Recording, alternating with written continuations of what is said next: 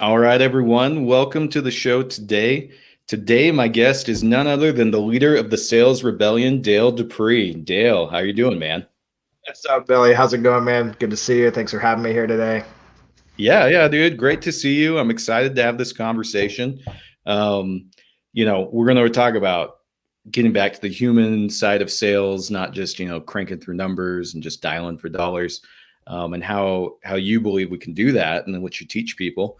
But before we get into that, you've got a really interesting story and like how you got to where you are today.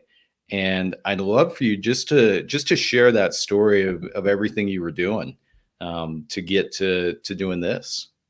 Me too, man. What do they say, or what do we say as salespeople? We say that buyers love to talk about themselves, so let them talk about themselves. So I'm happy to do that. So I like to really give a clear view of my upbringing before I get into the fun, crazy, wild stuff, which is that my dad actually founded a copy machine company right before I was born, so a year before. And they say, when you're born into the copier world, that toner runs in your veins. And that you're literally never going to be able to get out of the industry. It's funny because I'm out of it, but I train a ton of people in it still. So I haven't been able to get out of it. But I was born and raised in small business, the original entrepreneur, right? The small business owner. So I got to literally see the halls of, what it looked like to run a business, through the 90s and the early 2000s before I ever interacted with it as a professional that was selling. So I learned, my dad taught me like, hey, this is Peggy and this is what she does for the business. And hey, this is Cliff and this is what he does for the business. And this is Tim and he's in sales and what he does for the business. And so I learned a lot more than just the copy machine itself and how to get somebody to sign on the dotted line to put one in their own office. I learned all the inner workings on the backside of things. So because of the upbringing that I had in that, it was less work and more just this really cool thing that my dad did and had. And because of that, I kind of always wanted to have my own thing like him, right? Because I also watched the freedom that it provided him, even though he would tell you if he was here today, he'd be like, I never quite made the money I wanted to make, but we had freedom. He could go up to his house in Tennessee and work through the summer remotely if he wanted to.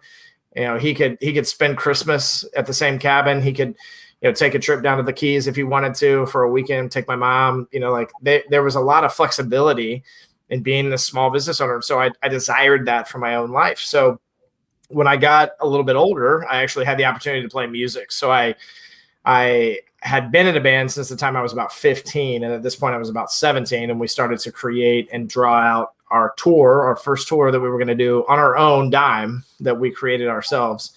And we spent 52 days on the road in a truck. So I got my first real sales experience because the bands that we literally booked this tour with, they didn't know it, but they were going to put a member of our band in each of their vans because we didn't have enough room in our truck. So first night played in Orlando and then sold the living crap out of letting them letting our two of our members split into their vans. And then we hit the road. And it was one of the greatest memories of my life, all the way down to being like dead broke at certain points of wondering, are we going to make it to the next show?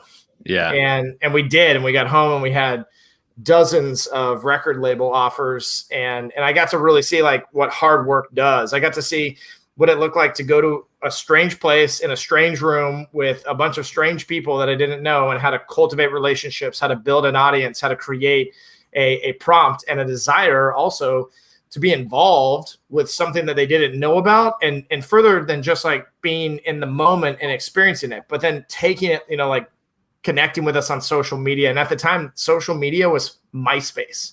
Yeah. That was the hot one, right? And it was just for musicians, right? So I learned a lot of really good and valuable insights of sales and business in general through that process. Came back, sold copiers for my dad. The story is pretty easy. I spent 14 years in that industry.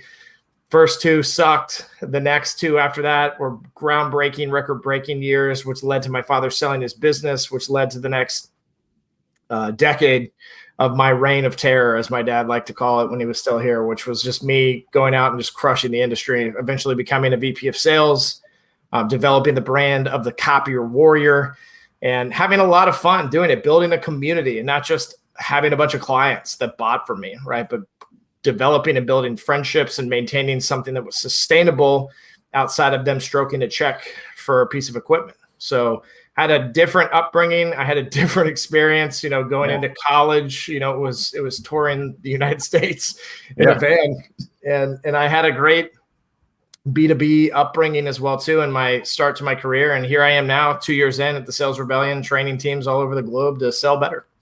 Awesome, man. Awesome. So you made the transition from being a musician to going into sales with your dad, and then you stayed there for a while.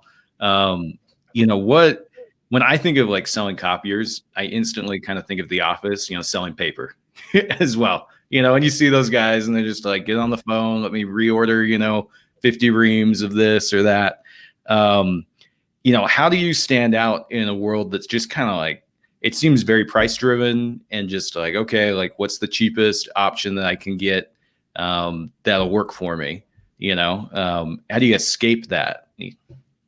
Yeah, it's not easy to do. You have to truly become a differentiator inside of your local community, and you have to have an industry perspective in the process. So you have to sit back and you have to say, what are people used to in the industry in regards to what it is that they typically experience and see when it comes to another sales rep? Like, what does that look like? How does that feel, touch and taste, right? Is the thought process. So I had to sit back and really understand what I needed to evolve more so than anything.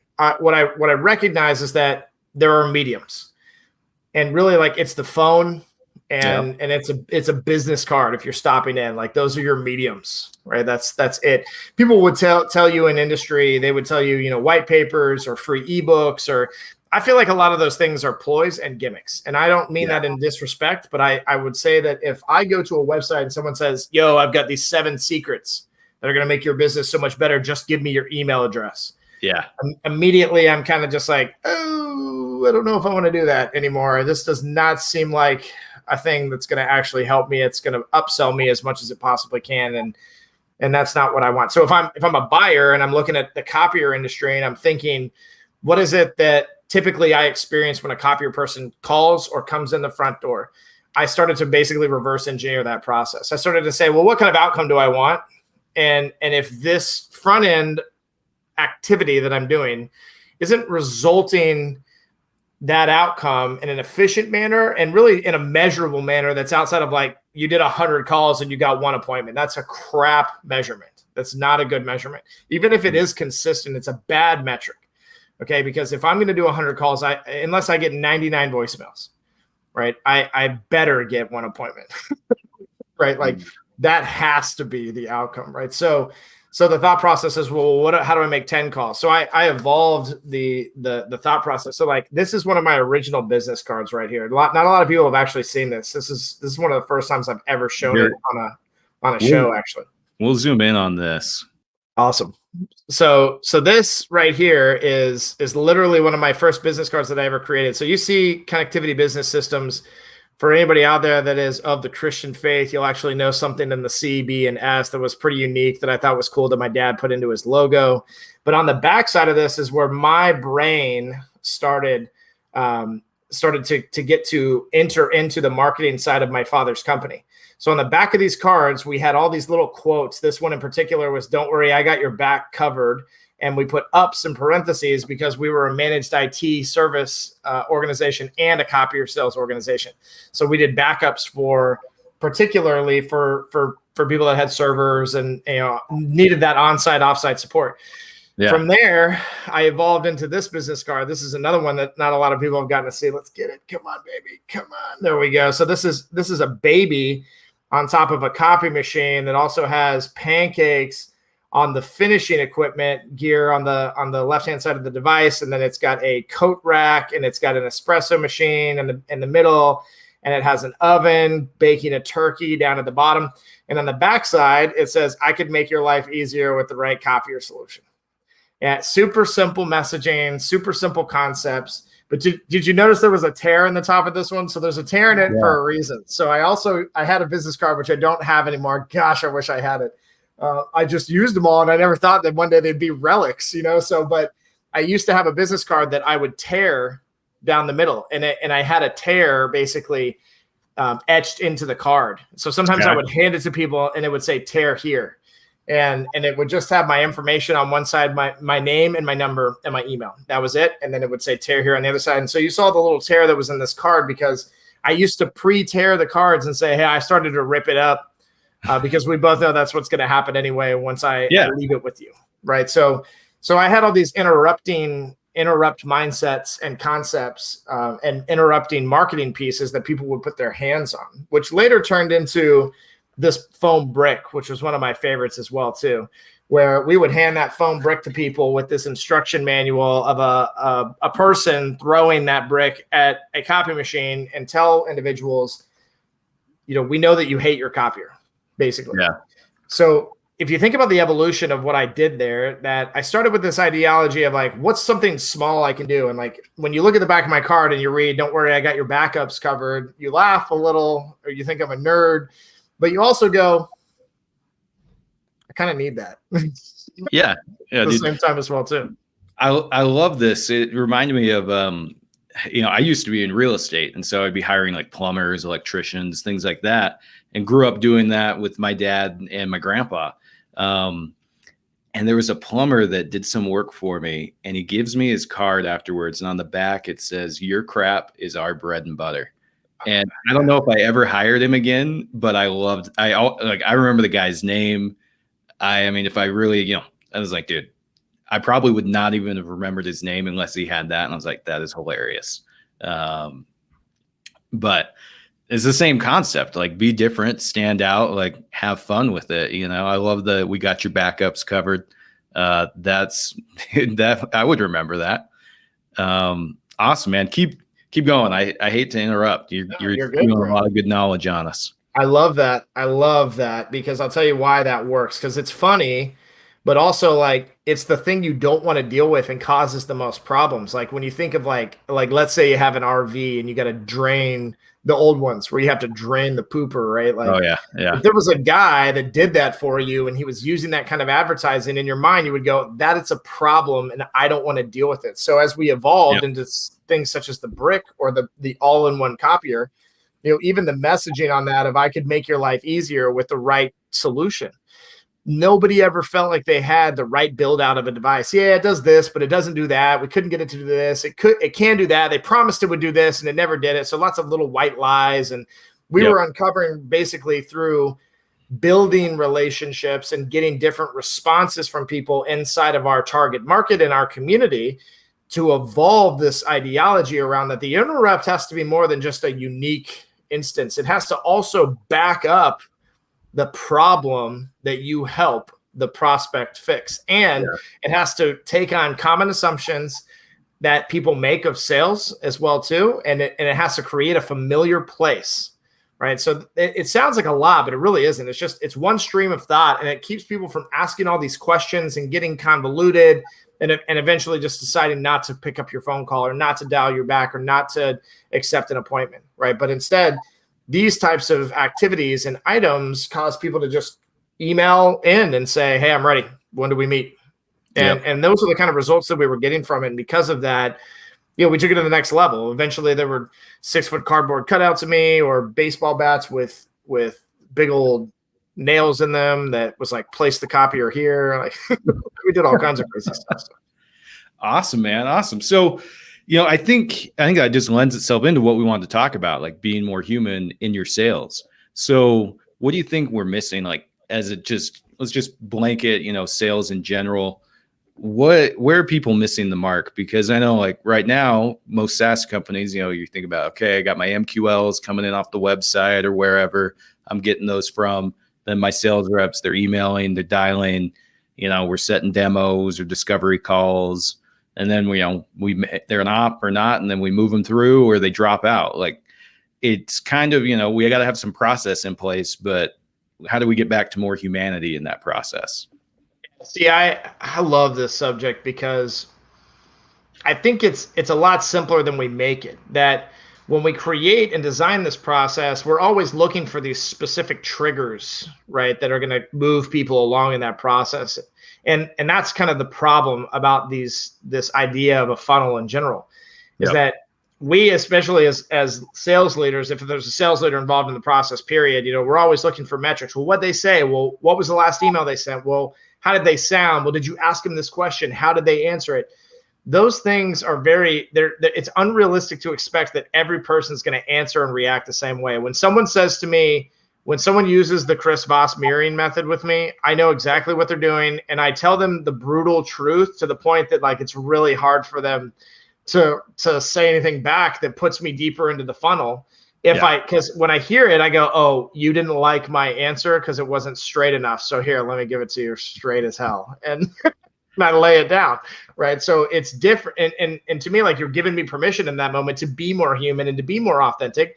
So the method is great. But the problem is that we use it in order to find this next step with people. We have dumbed the process down in doing so, right? Because what's happening is that we're taking these high level moves and ideas and concepts, and we're creating more conflict for buyers, and we're creating more confusion in our process is what's really happening at the end of the day, instead of having things that are a little bit more emotionally driven through context. So for example, at the Sales Rebellion, we have a business card with nothing on it but my name, and it says join the rebellion. And it has a QR code attached to it though.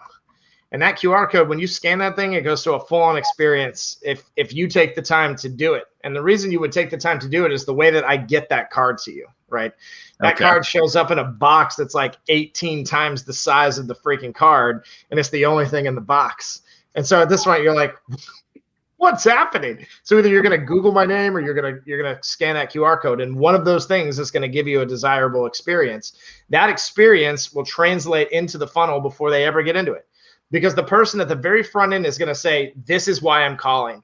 This is what I'm interested in. And this is my temperature. If you have those conversations up front, my favorite type of sales cycle that I ever put anybody through was what I called the all-in-one.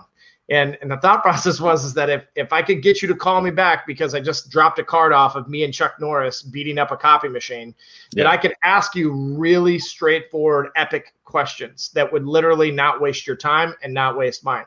So if that person called and said, yeah, I'm interested, I'd say, cool, how many bids are you getting? And instead of them beating around the bush, they'd be like, 2, and I've already got one of them, and this is the price. I didn't even need to ask those questions.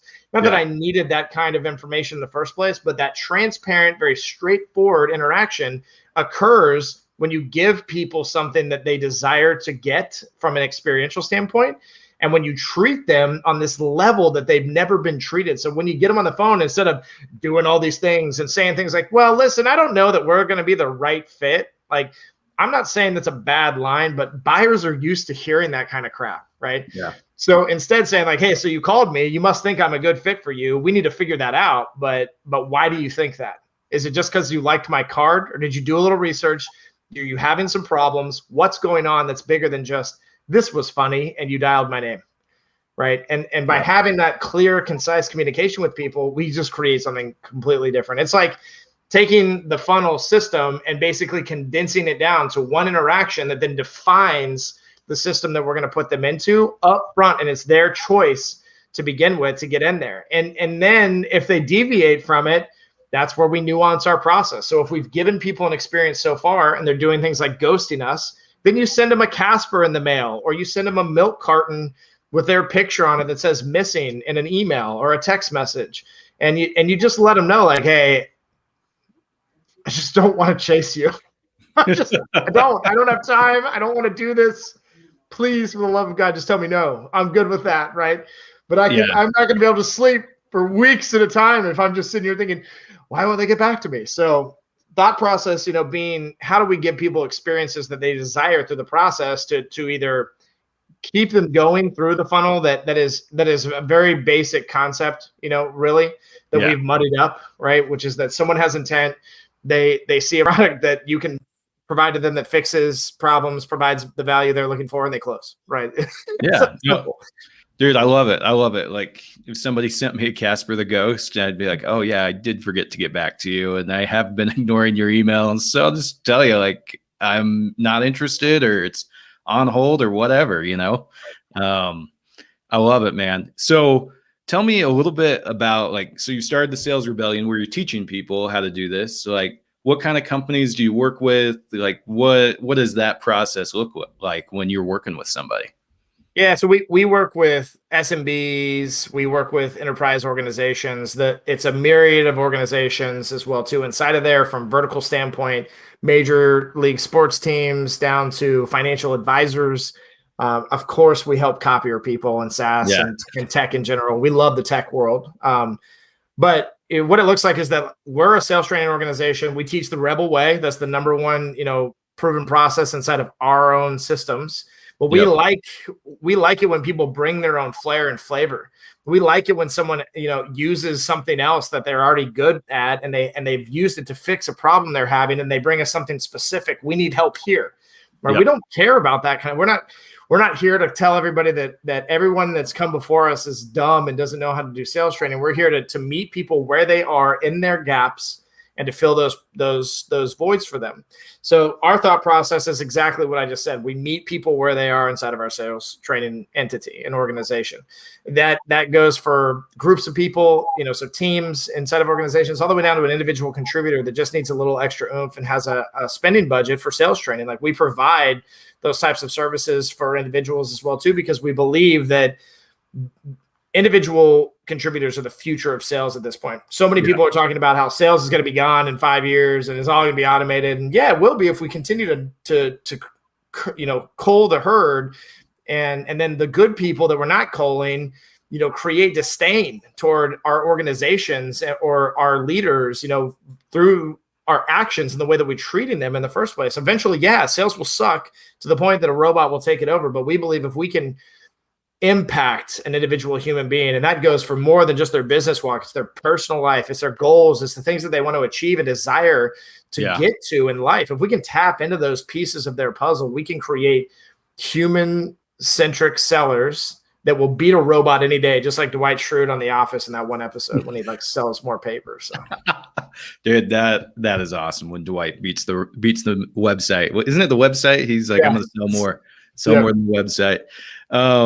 Man, so one thing I wanted to touch on is, dude, the automation. Like, we help people automate things with the chatbots, but really, like, where we see, because I really agree with you, where we see the best value is where you're using the bot to just engage people when they're on the site or in your product, get that conversation started, but bring in the right sales rep or support person, whoever it is, to continue that conversation and help them. And then, sometimes they don't need it. Like, it's like, hey, the bot answered all my questions, I'm good. But man, like, the real magic for all of our customers is where they're able to say, oh yeah, we'll use the bot to start a conversation and just get it going, and then realize, hey, they need to talk to Dale, or they need to talk to Tanner, or they need to talk to Mark, and let's bring them in and get that conversation really started. So dude, I love everything you guys are doing. If you had one tip for somebody, it's like, okay, we're going to try to humanize our process a little more, what would be your one tip? This is where you should get started. Yeah, I would just tell people strictly to get out of your comfort zone. So when you start looking at how to humanize the process, one of the things that you're going to find quickly is that it's a little uncomfortable to do things that are normal per se. Let me break that down. Yeah. One of my biggest secrets, not a lot of people hear this on a podcast either, so I don't think I've ever told people how I make a cold call. One of my biggest secrets is how I got my success in cold calling was that I would call people and just strictly say, hey, what's up? That was my first line. And the reason that I said that, and the reason that I created that kind of opening line, was because I sat back and I looked at my real life and I said, when do I ever say goodbye to somebody and go regards and then say my name?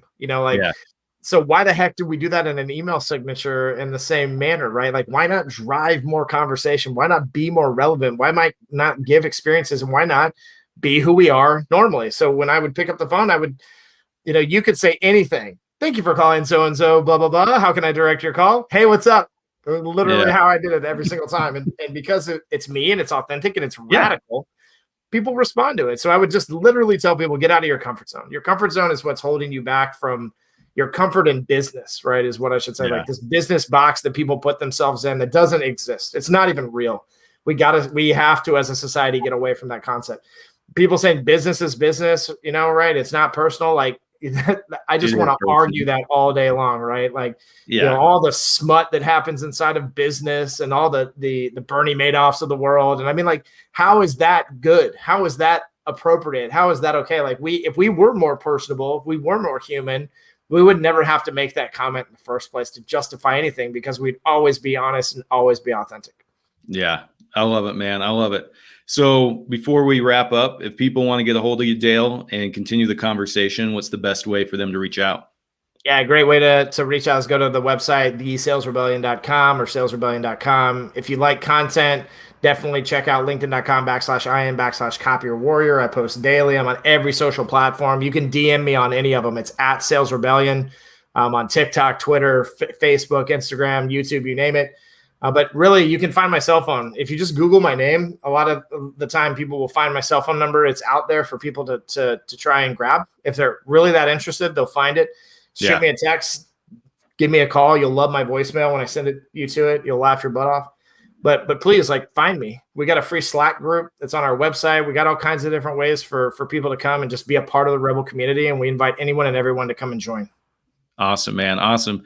And, I'm just going to second that Dale does make great content. If you want to see his presentation from the Demand Gen Summit, just go to our website and it's amazing. So, all right, man. Well, we'll chat later. Appreciate that, Billy.